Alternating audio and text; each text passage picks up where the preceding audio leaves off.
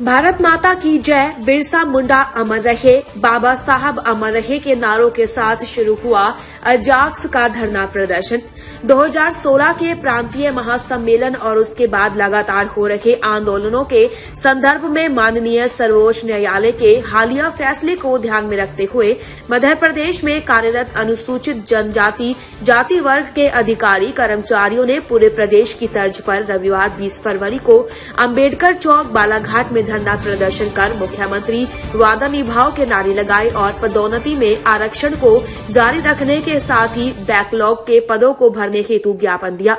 इस दौरान उन्होंने अनुसूचित जाति जनजाति वर्ग के आर्थिक, सामाजिक व शैक्षणिक पिछड़ेपन को आधार मानते हुए इन्हें मुख्य धारा में जोड़ने हेतु पदोन्नति में बहाली के साथ साथ बैकलॉग के पदों की भर्ती, इन वर्गों के छात्र छात्राओं को स्कूल फीस में छूट, आंगनबाड़ी कार्यकर्ता तथा रोजगार सहायकों की भर्ती में आरक्षण का लाभ दिए जाने, ऐसे अनेकों संवैधानिक प्रावधानों का अनुपालन सुनिश्चित करने के लिए शासन प्रशासन के समक्ष अपना दमदार पक्ष रखा था और हम एक विशेष समिति बनाकर इस वर्ग की आर्थिक, शैक्षणिक तथा सामाजिक स्थिति का आंकलन कर इन्हें आरक्षण का लाभ मिलता रहे ऐसी व्यवस्था करेंगे। ऐसे ही अनेकों वादों की पूर्ति के लिए स्मरण कराने के उद्देश्य से तथा माननीय सर्वोच्च न्यायालय के निर्देश के तहत अनुपालन सुनिश्चित कराने के उद्देश्य से आज बालाघाट सहित संपूर्ण प्रदेश में अनुसूचित जाति जनजाति वर्ग के अधिकारियों, कर्मचारियों के साथ साथ अन्य सामाजिक संगठनों ने भी धरना प्रदर्शन देकर अपना पक्ष रखा।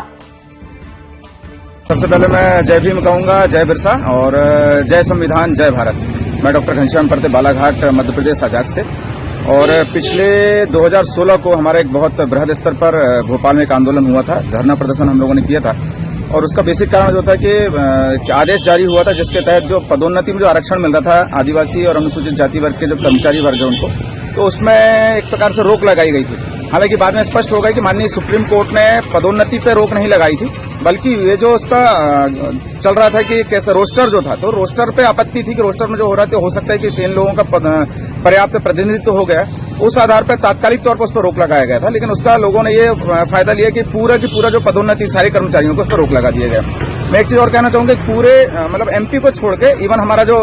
2004 में छत्तीसगढ़ जो अलग हुआ, 2001 में छत्तीसगढ़ हमसे जो अलग हुआ है, तो इवन छत्तीसगढ़ में भी पदोन्नति में आरक्षण मिल रहा है। दूसरी पदोन्नति चल रही है, हर विभाग में पदोन्नति हो रही है, लेकिन हमारे प्रदेश में ही हालांकि पदोन्नति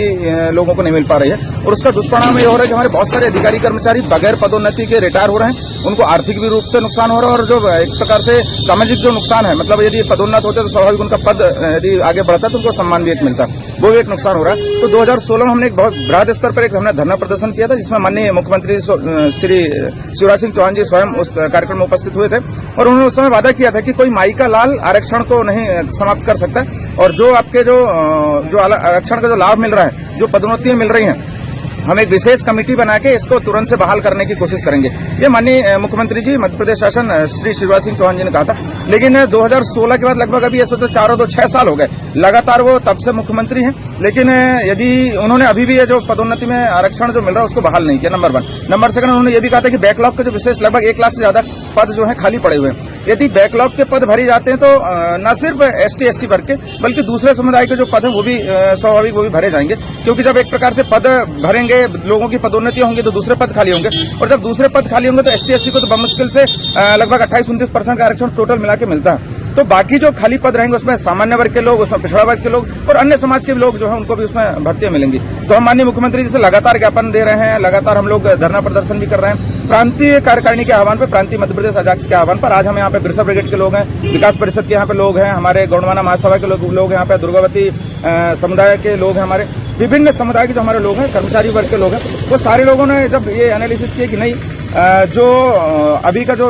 चल रहा है सिस्टम कि लोगों को लाभ नहीं मिल पा रहा है, संवैधानिक लाभ नहीं मिल पा रहा है, जो महिलाएं हैं वो भी आरक्षण का लाभ लेती हैं, उन महिलाओं को जो लाभ नहीं मिल पा रहा है, तो ऐसे इस कारण से इस मुद्दे को लेकर सारे वर्ग ने हमारा समर्थन किया और माननीय मुख्यमंत्री जी से आज के इस कार्यक्रम के माध्यम से और पूरे प्रदेश के माध्यम से हम लोग एक ज्ञापन क्या कहते हैं एक निवेदन करना चाह रहे हैं कि हम किसी से कोई किसी चीज का कोई भीख नहीं मांग रहे हैं। हम वो ये नहीं कह रहे कि हमको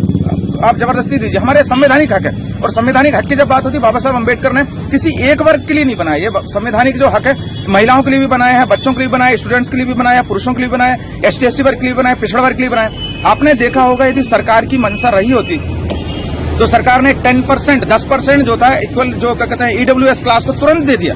क्योंकि उनकी मंशा थी, उन्होंने चाहा था कि इनको देना चाहिए। फिर उसमें चाहे ब्राह्मण हो, चाहे ठाकुर हो, चाहे क्षत्रिय, कोई भी वर्ग का लोग हो, EWS के नाम से उन्हें 10% आरक्षण उनको देना चाह रहे तो उनकी मंशा थी, तो तत्काल उन्होंने दे दिया। लेकिन यहाँ पे चूंकि अनुसूचित जाति जनजाति वर्ग की बात है और इसमें एक बहुसंख्य लोग ये नहीं चाहते कि ये लोग ये मुख्यधारा से जुड़े, ये शैक्षणिक रूप से मुख्यधारा से आए, ये सामाजिक रूप से सबके समान में बैठे, ये आर्थिक रूप से सबके समान हो। इस कारण से मुझे नहीं लगती कि बहुत सारे लोगों की ऐसी मंशा हो सके। इस कारण की सरकार का भी विरोध करते हैं कुछ लोग, या मैं कहता हूँ कि जो सक्षम लोग इसका लागू नहीं कर पा रहे हैं और हमारे लोग आज भी मुख्यधारा से नहीं जुड़ पा रहे हैं, काफी पिछड़े हुए। तो सरकार से पुनः अनुरोध करूंगा, जैसे सुप्रीम कोर्ट ने कहा, मैं उस कोर्ट को सीधा वर्ड टू वर्ड कहना चाहूंगा कि आरक्षण कोई मेरिट के विरुद्ध नहीं है, बल्कि आरक्षण एक सामाजिक संवैधानिक व्यवस्था है। ये माननीय सुप्रीम कोर्ट ने जब कह दिया है तो आप कौन है भाई इसको लागू न करने वाले। सुप्रीम कोर्ट ने एक चीज और कहा, माननीय सुप्रीम कोर्ट ने, कि जो संवैधानिक व्यवस्था के तहत इनको पदोन्नति में आरक्षण दिया जा रहा है तो प्रदेश में भी दिया जा सकता है। स्टेट गवर्नमेंट ये डिसाइड करेगी कि इन लोगों का आर्थिक, सामाजिक और शैक्षणिक पिछड़ापन किस हद तक पिछड़ेपन है। यदि ये सही में पिछड़े हैं तो इनका एक डाटा सरकार प्रस्तुत करे, डाटा क्या कहते हैं एक कमेटी के माध्यम से प्रस्तुत करे और उस आधार पर इन लोगों को आरक्षण देना बहुत जरूरी है, उनको पदोन्नत करे, उनका लाभ दे। ये पूरी तरह से पाल जो गेंद है आज स्टेट गवर्नमेंट के अंडर में है, माननीय शिवराज सिंह चौहान जी के अंडर में, हमारे मुख्यमंत्री जी के अंडर में। मैं पुनः अनुरोध करूंगा सारी कर्मचारियों की ओर से, पूरे प्रदेश की ओर से, मैं कहता हूं कि महिलाओं की ओर से भी और जो हमारे बच्चे हैं उनकी ओर से भी, मैं हमारे बेरोजगार भाइयों की ओर से अनुरोध करूंगा कि पदोन्नति में आरक्षण दें ही दें, बाकी जो नॉर्मल जो पदोन्नति चल रही लोगों को वो भी देते रहें। तो और बैकलॉग की भर्ती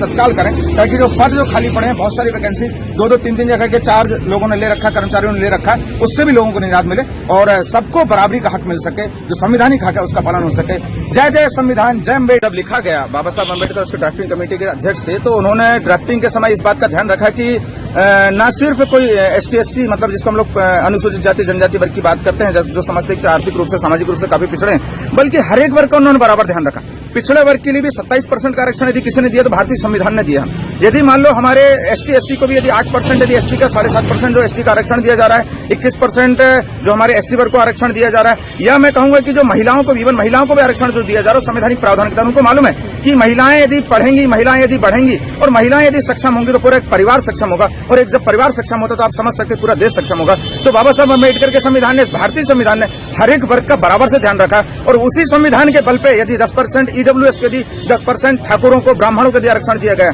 तो उसी संविधान के बूते दिया गया। मैं बस एक ही अनुरोध करूंगा कि महिलाओं के लिए, बच्चों के लिए, इस देश के उत्थान के लिए यदि आप चाहते हैं सबका भला हो तो भारतीय संविधान की कदर आपको करनी पड़ेगी, भारतीय संविधान के प्रावधानों का अनुपालन आपको करना पड़ेगा। महिलाओं को भी, बच्चों को जो पिछड़े हैं आर्थिक रूप से, सामाजिक रूप से या कहें कि शैक्षणिक रूप से, उनको मुख्य धारा में जोड़ना जरूरी है, वरना हमारा देश कहीं की कहीं चला जाएगा। जो आर्थिक अभी विषमता उत्पन्न हो रही, जिसको हम लोग कहते हैं आर्थिक खाई, वो बढ़ते जाएगी और इसको भी दूर करना तो एक ही चीज है, हम आर्थिक रूप से, सामाजिक रूप से, शैक्षणिक रूप से हर एक वर्ग को बराबर का अवसर दें, बराबर का मौका दें, क्योंकि प्रतिनिधित्व का अधिकार है। आरक्षण हम बात तो कर लेते हैं, शब्द लग जाता है कि आरक्षण है, लेकिन वास्तव में आरक्षण ये एक प्रतिनिधित्व है, एक मौके का अधिकार है कि महिलाओं को भी बराबर की भागीदारी मिलना चाहिए। जो पिछड़े लोग हैं, OBC के लोग हैं, उनको बराबर की भागीदारी मिलना चाहिए। जो हमारे अनुसूचित जाति वर्ग के हैं उनको भी बराबर की भागीदारी मिलना चाहिए, और जो हमारे ST वर्ग के, अनुसूचित जनजाति वर्ग के लोग हैं, उनको भी मुख्य धारा में जुड़ने का मौका मिलना चाहिए। यही हमारा संविधान कहता है, यही हमारा भारत कहता है, यही हमारा देश कहता है। जय हिंद। अपने आसपास की हर छोटी बड़ी खबर देखने के लिए हमारे चैनल पुलिस ब्यूरोक्रेट्स न्यूज को बेल आइकन दबाकर सब्सक्राइब करें, जिससे आपको हर खबर समय से मिलती रहे। अधिक जानकारी के लिए हमसे संपर्क करें। हमारे कॉन्टैक्ट नंबर हैं 9039011886 एवं 9770229999।